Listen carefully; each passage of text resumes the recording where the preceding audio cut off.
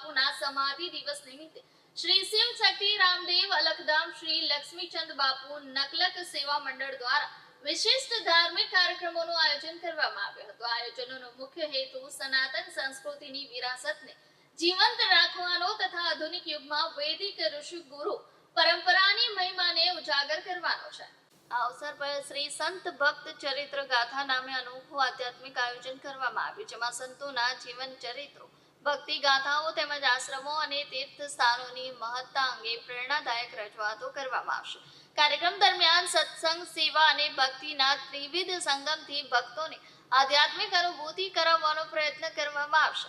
ગાથાનું રસપાન વ્યાસપીઠ પરથી પૂજ્ય ઘનશ્યામ બાપુ દ્વારા સંગીતમય શૈલીમાં પ્રસ્તુત કરવામાં આવશે, જે ભક્તોને ભાવ વિભોર કરશે. આ કાર્યક્રમના પ્રારંભે પૂર્વે આજે ગુરુવાર તારીખ 19 માર્ચના સાંજે 4 વાગે Gabharubhai Bhikhabhai Jogarana Gangadhara Jalaram society railway station સામેથી પોથી યાત્રા નીકળી હતી. મોટી સંખ્યામાં ભક્તો જોડાયા હતા.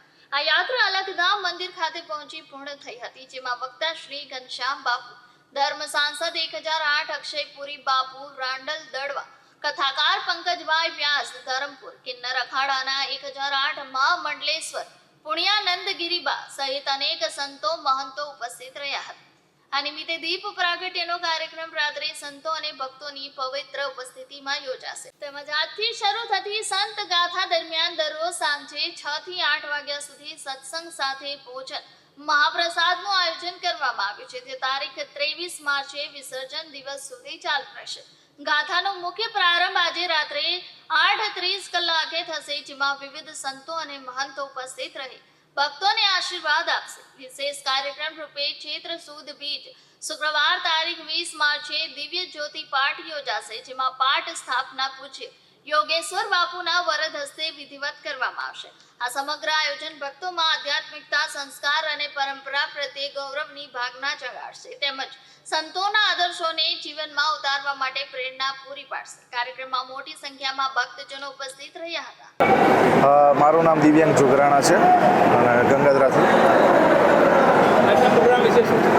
આજરોજ શિવ શક્તિ રામદેવ અલખધામ તરફથી શ્રી શક્તિ ચરિત્ર ગાથાનું, સંત ચરિત્ર ગાથાનું આયોજન તારીખ 19થી લઈને 23/3/2026 સુધી કરવામાં આવ્યું છે, જેની સંત શોભાયાત્રા ગભરુભાઈ જોગરાણાના ઘરેથી નીકળીને અલખધામ મંદિર સુધી કરવામાં આવી હતી, જેનો ધ્યેય છે કે સનાતન ધર્મની જાગૃતિ, સંતોની ગાથા કરવાની. આ 4 દિવસ સંતોની ગાથા કરવાનું અલખધામ મંદિર ટ્રસ્ટ વતી આયોજન કરવામાં આવ્યું છે. જય રામદેવજી. અલખધામને આંગણે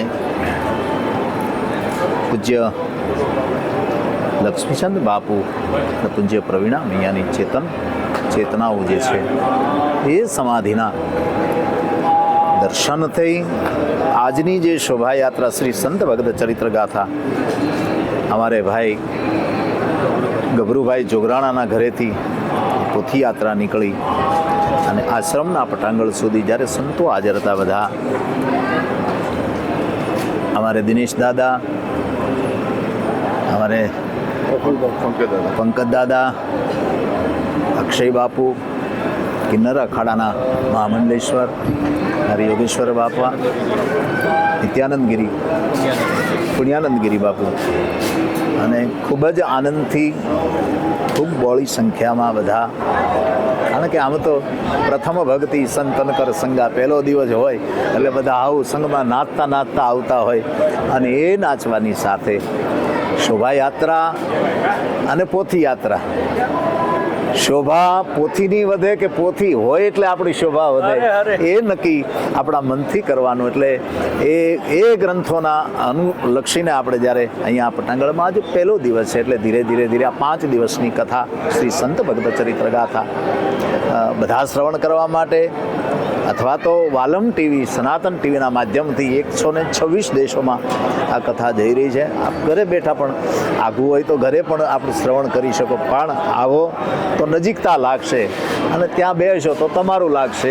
બે હરખું છે, ઘરે બેસો તો તમારું લાગશે ને અહીંયા આવતો નજીકતા લાગશે. એટલે મારા બધાને જય રામદેવજી, જય અલખધામ.